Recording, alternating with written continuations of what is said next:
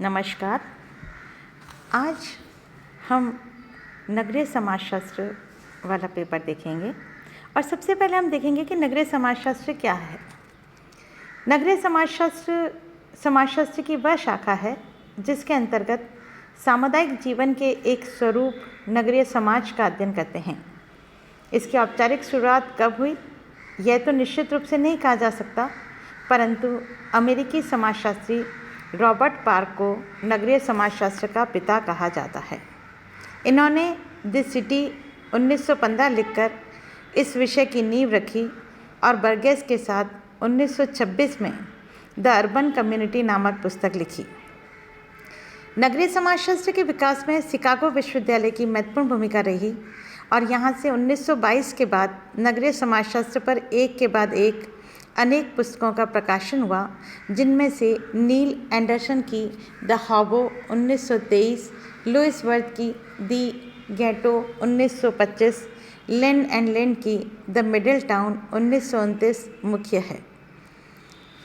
इसी क्रम में सोरोकिन एंड जिमरमैन की रूरल अर्बन सोशियोलॉजी 1929 एक मील का पत्थर है। भारत में नगरों के बारे में प्रथम वर्णन वेदों में देखने को मिलता है, परंतु इसका विस्तृत वर्णन कौटिल्य के अर्थशास्त्र में है। विषय के रूप में समाजशास्त्र का अध्ययन भारत के बम्बई विश्वविद्यालय में 1919 में सर पैट्रिक गिडिक्स के निर्देशन में आरंभ हुआ। नगरीय समाजशास्त्र की जो परिभाषा है उसे हम देख रहे हैं कि वह समाजशास्त्र की वह शाखा है जिसमें नगरों के सामाजिक जीवन का अध्ययन किया जाता है। सरल शब्दों में यह समाजशास्त्र की वह शाखा है जिसमें नगर में अवस्थित सामाजिक जीवन का अध्ययन किया जाता है। इसकी मुख्य विषय वस्तु नगरीय परिवेश में पाए जाने वाले सामाजिक संबंध हैं। इन सामाजिक संबंधों का वैज्ञानिक अध्ययन किया जाता है। E.L. बर्गेल के शब्दों में नगरीय समाजशास्त्र पर्यावरण का व्यक्ति पर पड़ने वाला प्रभाव का विशेष अध्ययन है। जो हमने अभी परिभाषा देखी बर्गेल के शब्दों में, तो वहाँ बर्गेल हमें इस बात पर बल दे रहे हैं कि सामाजिक प्रकटना पर्यावरण की उन अंधी ताकतों का नतीजा है जिन पर मानव का कोई नियंत्रण नहीं है। इसी संदर्भ में उन्होंने उपरोक्त परिभाषा दी है, जिसमें मानव समाज पर नगरीय पर्यावरण के पड़ने वाले प्रभावों के अध्ययनों को नगरीय समाजशास्त्र के रूप में देखा है। एक अन्य स्थान पर बर्गेल लिखते हैं, नगरीय समाजशास्त्र सामाजिक क्रियाओं, संबंधों, सामाजिक संस्थाओं पर नगरीय जीवन के संघात का नगरीय जीवन के ढंग पर आधारित एवं उससे विकसित सभ्यता के प्रकारों का विवेचन करता है। उपरोक्त परिभाषा में दो तत्वों पर बल दिया गया है। पहला, नगरीय जीवन, जिसमें बर्गेल ने तीन तत्वों को रखा है: सामाजिक क्रिया, सामाजिक संबंध और सामाजिक संस्था पर नगर के संघात या प्रभाव का अध्ययन।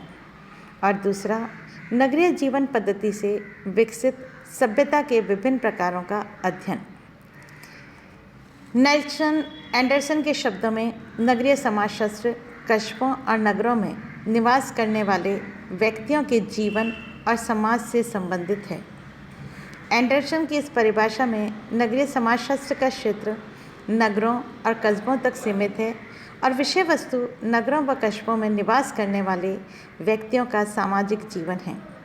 इनकी परिभाषा में कई अर्थों में संकुचित है कि नगरीय ग्रामीण अंतर, नगरीय जीवन के ग्रामीण समाजों पर पड़ने वाले प्रभावों अथवा कुप्रभावों का अध्ययन भी किया जाता है। हाउस ने नगरीय समाजशास्त्र की विस्तृत परिभाषा की है और कहा है कि नगरीय समाजशास्त्र नगर के जीवन और समस्याओं का विशिष्ट अध्ययन है। नगरीय सामाजिक जीवन की समस्याओं को भी नगरीय समाजशास्त्र में सम्मिलित किया गया है।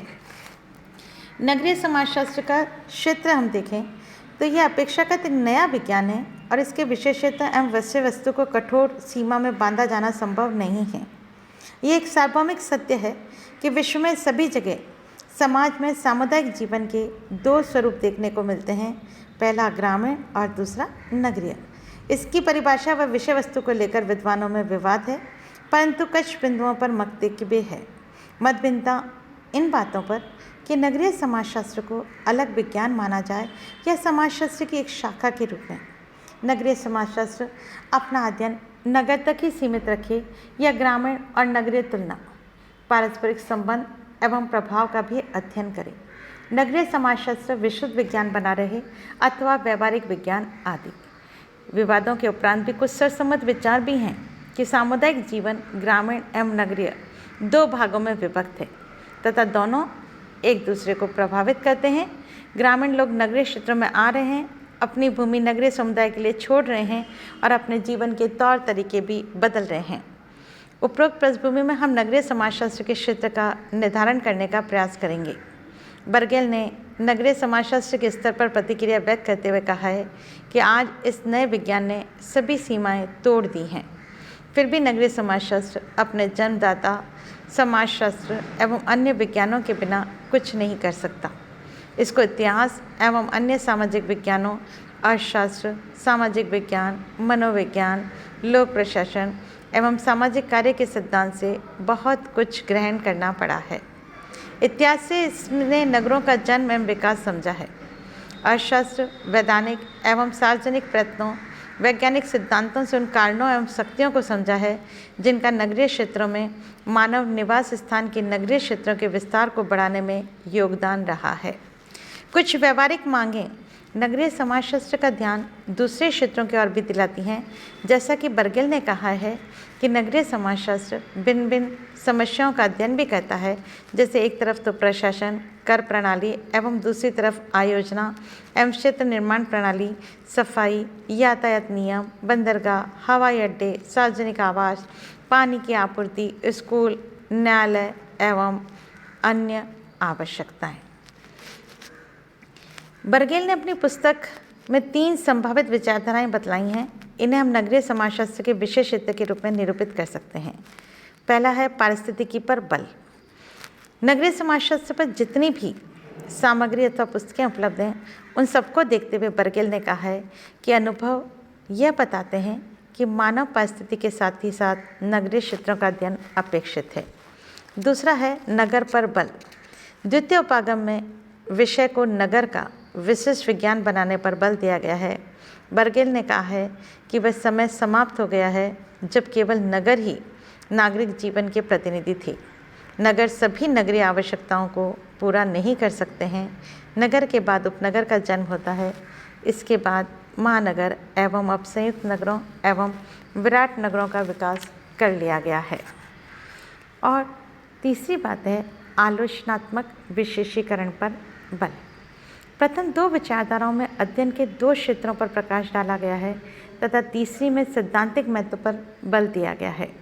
बर्गेल ने नगरीय एवं समाजशास्त्र शब्दों पर समान महत्व देते हुए एक परिवर्तनशील दृष्टिकोण से नगरीय क्षेत्र का विश्लेषण किया है।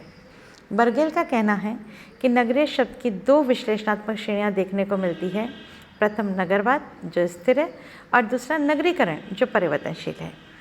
बर्गेल ने नगरीयता, नगरवाद, नगरीकरण को परिभाषित किया है, जिसमें नगरीयता को लुईस बर्थ के दृष्टिकोण से बसावट का तरीका न मानकर जीवन का एक तरीका माना है।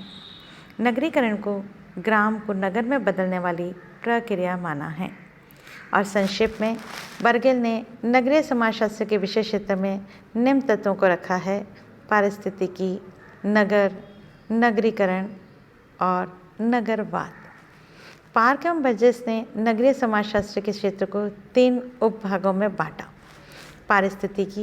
पारिस्थितिकी वह विज्ञान है जो समुदाय के विकास एवं संगठन पर भौगोलिक और प्राकृतिक पर्यावरण के प्रभावों का अध्ययन करती है। पारिस्थितिकी को इन्होंने 2 भागों में विभाजन किया। पहला था मानव पारिस्थितिकी और दूसरा सामाजिक पारिस्थितिकी। फिर दूसरी चीज़ ली गई है सामाजिक संगठन। नगरीय समाजशास्त्र के क्षेत्र का दूसरा उपभाग सामाजिक संगठन से संबंधित है। इसके अंतर्गत नगरीय सामाजिक संगठन के तत्वों को सम्मिलित किया जाता है।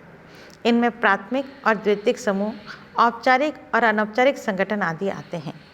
और भी सरल शब्दों में यदि हम कहें तो परिवार, पड़ोस, नातेदारी, स्त्रीकरण, आर्थिक संस्थाएं, मनोरंजनात्मक संस्थाएं, राजनीतिक संस्था आदि को हम रख सकते हैं। और फिर तीसरी चीज़ आ रही है सामाजिक विघटन। सामाजिक जीवन में अनेक विघटनकारी शक्तियाँ भी क्रियाशील रहती हैं और ये समाज में अनेक समस्याओं के रूप में उभर कर आती हैं।